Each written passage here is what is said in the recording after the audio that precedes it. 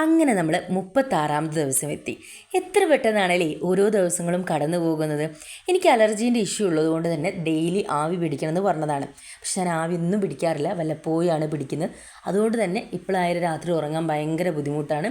തുമ്മി തുമ്മി തുമ്മി തുമ്മി എന്താ നമ്മൾ പദം വരിക എന്നൊക്കെ പറയില്ലേ, അതേപോലെയാണ്.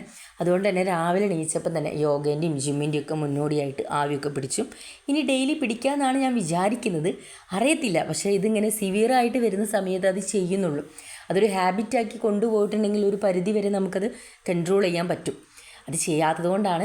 അങ്ങനെ രാവിലെ യോഗയും ജിമ്മും എല്ലാം കഴിഞ്ഞ് ഫ്രഷായിട്ട് അമ്പലത്തിലേക്ക് രാവിലെ തന്നെ പോവുകയാണ്. നമ്മളെ നാട്ടിൽ കൃഷ്ണൻ അമ്പലമുണ്ട്, തിരുത്തിയിൽ ശ്രീകൃഷ്ണ ക്ഷേത്രം എന്നാണ്. അമ്പലത്തിൽ പരിപാടിയാണ്, ഉത്സവം തുടങ്ങിയിട്ടുണ്ട്, പുനഃപ്രതിഷ്ഠയൊക്കെ ഉണ്ട്. അപ്പോൾ രാവിലെ അമ്പലത്തിലൊക്കെ പോയി അവിടുന്ന് പ്രസാദം തന്നു. അവിൽ ആയിരുന്നു പ്രസാദം ഉണ്ടായിരുന്നത്. അതൊക്കെ കഴിച്ചു. ദെൻ അവിടെ ഒരു പശുക്കുട്ടി ഉണ്ടായിരുന്നു, ഉത്സവവുമായി ബന്ധപ്പെട്ട് കൊണ്ട് കെട്ടിയതാണ്. പശുക്കുട്ടി കുറേ നേരം ഇങ്ങനെ കരഞ്ഞുകൊണ്ടിരിക്കുന്നു. അപ്പോൾ ഞാൻ മൂപ്പരെ വീഡിയോ ഒക്കെ എടുത്ത് ഇങ്ങനെ നോക്കും. അപ്പോൾ ഞാൻ വീഡിയോ ഇങ്ങനെ അടുത്തോട്ട് വരുന്ന സമയത്ത് ഇങ്ങനെ പോസൊക്കെ ചെയ്യുന്നുണ്ട്. പിന്നെ ഒച്ച ഉണ്ടാക്കിയപ്പോൾ ഞാൻ വേഗം അവിടുന്ന് വിട്ടു.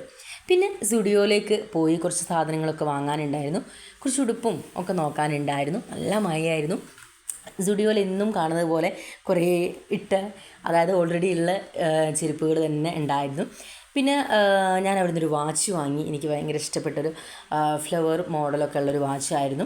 അങ്ങനെ കുപ്പായങ്ങളൊക്കെ നോക്കി ഇങ്ങനെ കറങ്ങി തിരിഞ്ഞ് കുറേ നോക്കി. ഇനിയിപ്പോൾ അടുത്ത മാസം സാലറി ഒക്കെ കിട്ടിയിട്ട് വരാമെന്നൊക്കെ പറഞ്ഞ് കുപ്പായങ്ങളോടൊക്കെ യാത്ര പറഞ്ഞു. ഇതായിരുന്നു ഞാൻ നേരത്തെ പറഞ്ഞ വാച്ച് കേട്ടോ. നല്ല അടിപൊളി വാച്ചാണ്. വീട്ടിലെത്തി കഞ്ഞി കുടിച്ചു, ബുക്ക് വായിച്ചു.